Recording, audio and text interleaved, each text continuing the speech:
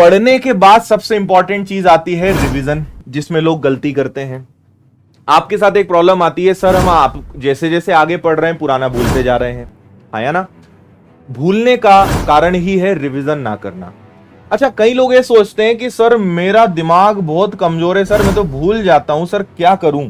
ऐसी कोई जड़ी बूटी बता दो, ऐसी कोई पुड़िया बता दो, ऐसा कोई बाबा बता दो, कोई संत महात्मा बता दो जिसके पैरों में जाके मैं गिर जाऊं, नाक रगड़ लूं, या कोई ऐसी पुड़िया मुझे खिला दें कि मैं कुछ भी ना भूलूं। ऐसा हो ही नहीं सकता, ठीक है। आप हैं, मैं हूं, या दुनिया में कोई भी इंसान है, भूलना एक बहुत स्वाभाविक प्रॉब्लम है। हमारे दिमाग में, हमारे इंसानी शरीर में ये एक फीचर डाला गया है भूलना। ये एक मतलब ऊपर वाले ने फैक्ट्री में ही इस सिस्टम को डाला है, ये कंपनी से ही आया है कि भूलेगा ही इंसान। भूलना कोई बीमारी नहीं है, भूलना हमारा एक फीचर है। जैसे होता है ना कि मोबाइल के अपने फीचर होते हैं कि मोबाइल में ये सुविधा है, ये सुविधा है, इंसान के अंदर वो फीचर है, ये सिस्टम डाल के रखा है भूलना। आप कल्पना करिए, अगर आप कुछ ना भूले ना, पगला जाओ, परेशान हो जाओ। जो इंसान चीजें भूल नहीं पाता ना, वो पागल हो जाता है। तो अगर आप भूल पा रहे हैं तो आपका शरीर, आपका दिमाग, आप जो हैं, आपकी मशीन सही चल रही है ना। ना भूलें तो तकलीफ है, क्योंकि दिन भर में और महीने में ऐसी कई घटनाएं, कई चीजें होती हैं जिनका भूल जाना ही बेहतर है।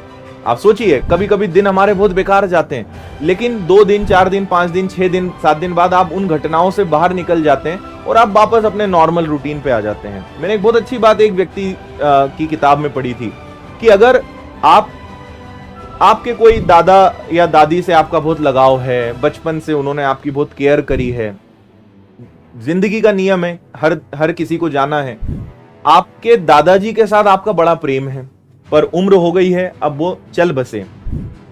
अब आप बहुत तकलीफ में रहेंगे, बहुत दुख में रहेंगे। 1 दिन, 2 दिन, 4 दिन, 10 दिन, 15 दिन, 1 महीना, धीरे धीरे वो दुख कम होगा। और इसीलिए भूलना बहुत जरूरी है, इसीलिए चीजों का छूटना बहुत जरूरी है। अगर इंसान ना भूले ना, वो जीवन भर उस दर्द से बाहर ना निकल पाए। भूलने के कारण ही हम चीजों से, दुख से और सुख से बाहर निकल पाते हैं।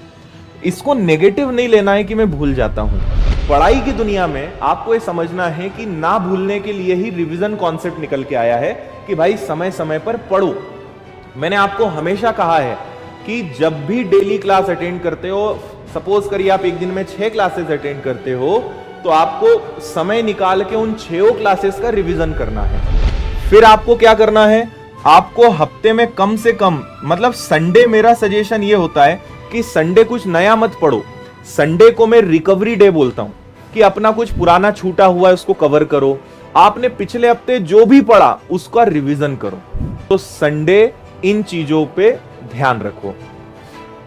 क्लियर है भाई? वीकली रिवीजन, तो एक रिवीजन डेली होना चाहिए, एक रिवीजन वीकली होना चाहिए, एक रिवीजन मंथली होना चाहिए, महीने में एक बार। और रिवीजन में समय नहीं लगता। जीए से तो बस उसको एक कहानी जैसा पलटा दो, मैथ से तो बस उसको देख लो, ताकि सारे कॉन्सेप्ट आपकी नजर के सामने रहें।